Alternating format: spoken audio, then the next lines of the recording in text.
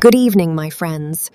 Tonight, under the quiet sky, I will tell you a true story that once shook the world.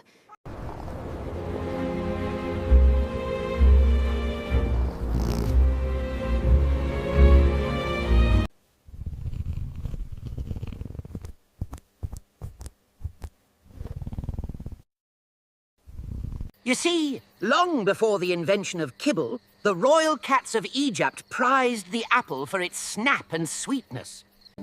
They realized that a slice a day didn't just taste good. It kept their fur shiny and their spirits high. Rich in vitamins and perfect for cleaning our teeth, this red gem is nature's toothbrush, a truly perfect snack. So, my friends, let us crunch together. Thank you and good night.